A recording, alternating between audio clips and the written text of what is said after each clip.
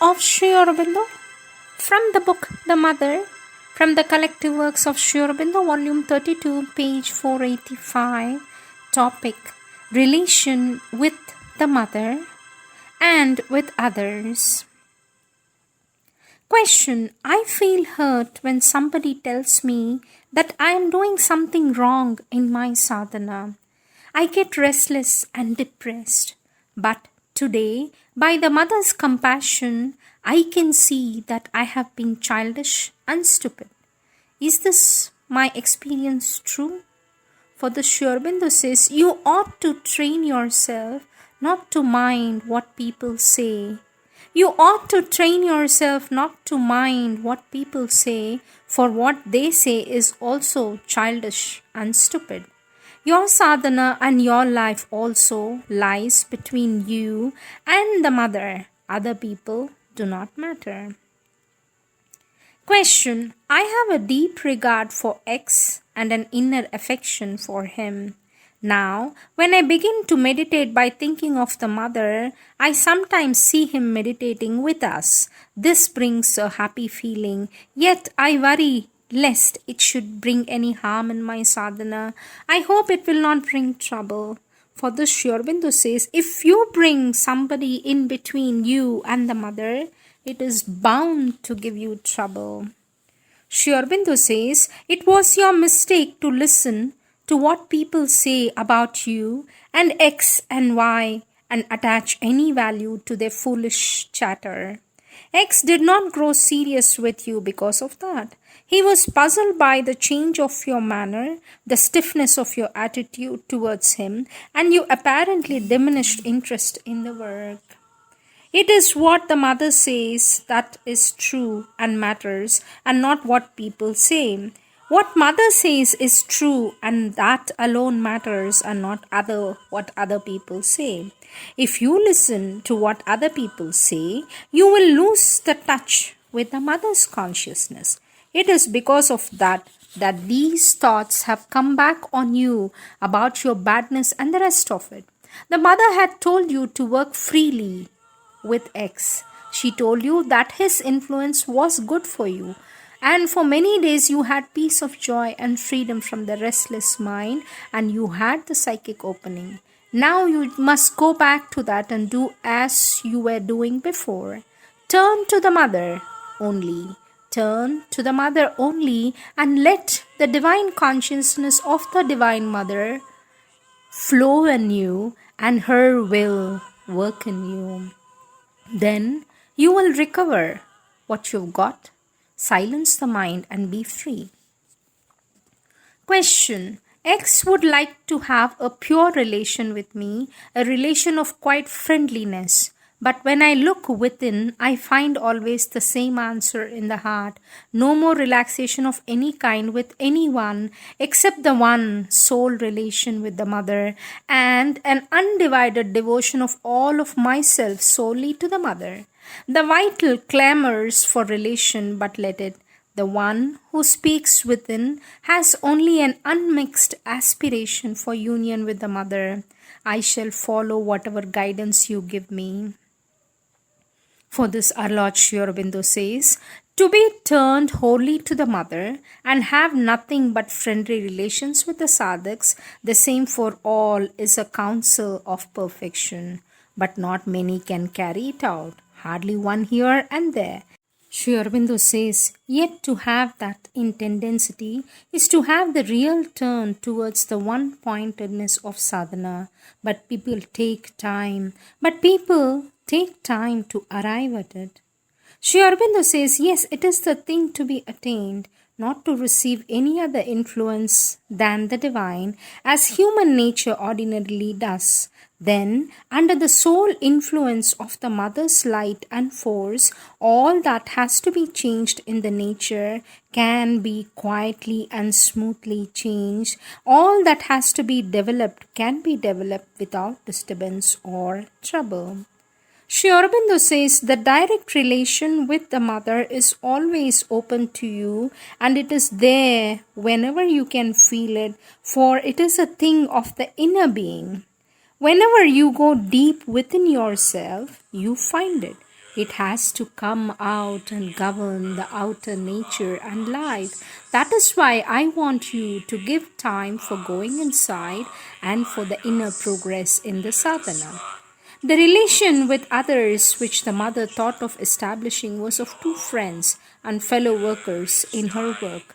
It was never intended that she should be between you and the mother. In wise case, there was a help to be given to you so that you might not be carried away by the attacks from which you suffered and might not have time and support till you could reach a point at which you could seek the mother's presence within you and with you. That you can do now, and there is no reason why anyone should be asked to intervene in any way. Our work is directly in you and upon you and not through anyone. Ouvert un avenir lumineux. Seigneur, l'année se meurt et notre gratitude s'incline devant toi. Seigneur, l'année renaît et notre prière s'élève vers toi.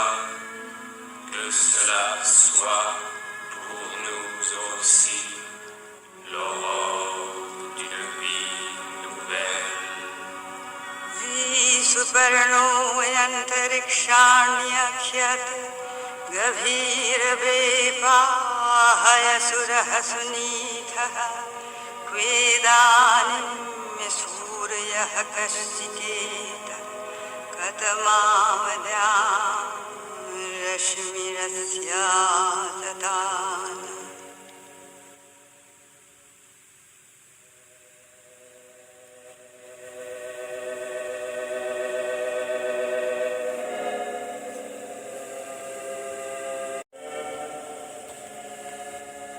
False suggestions of the mother's displeasure is the next topic.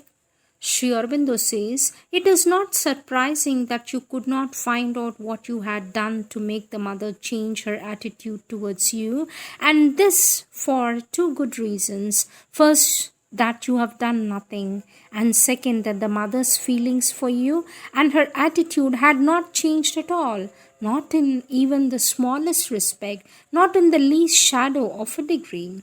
She has the same care and love as she always had, and during the last few days of which you speak, they were not clouded even for a moment.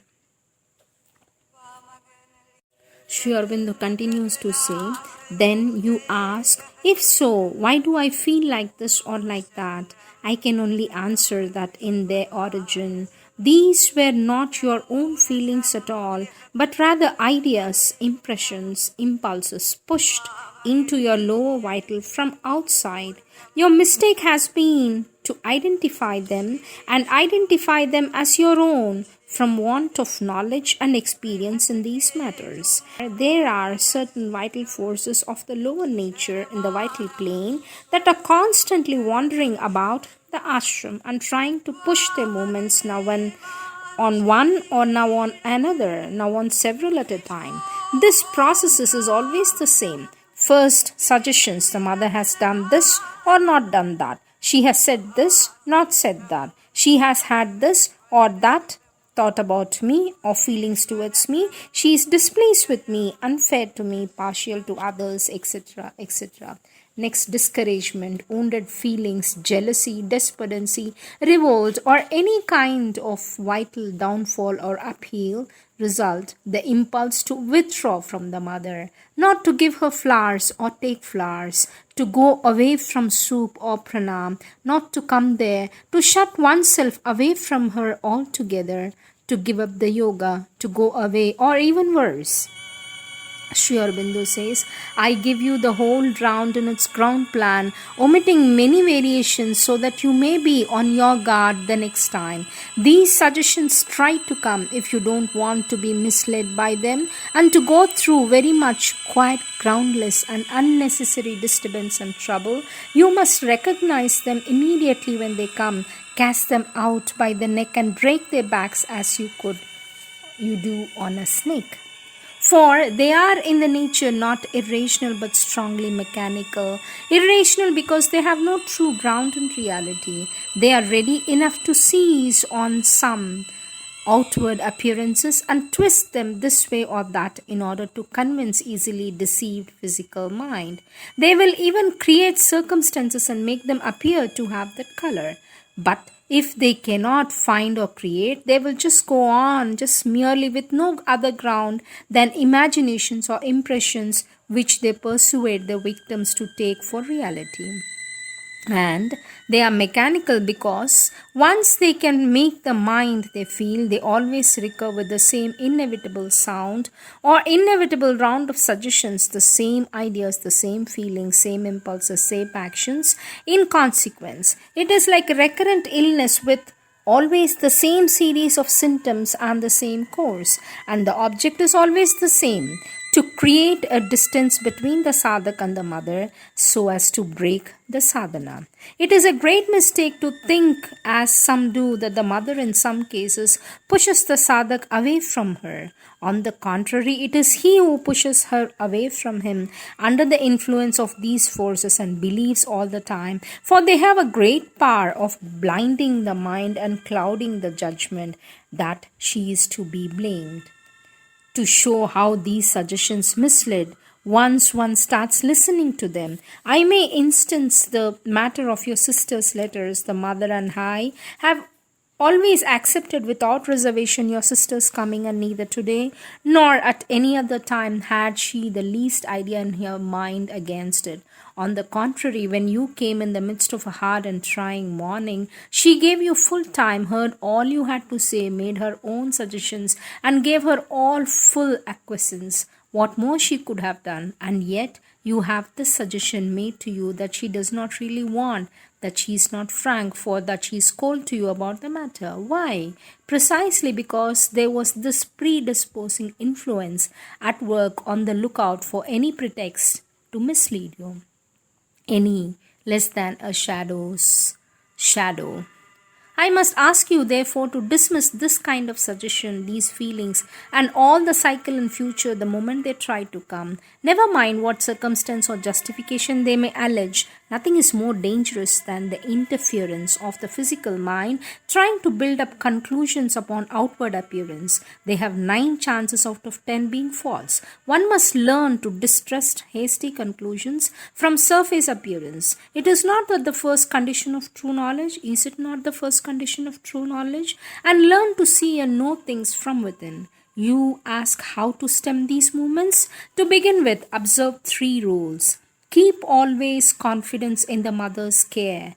The first rule is keep always the confidence in the mother's care and love. Trust in them and distrust every suggestion, every appearance that seems to contradict.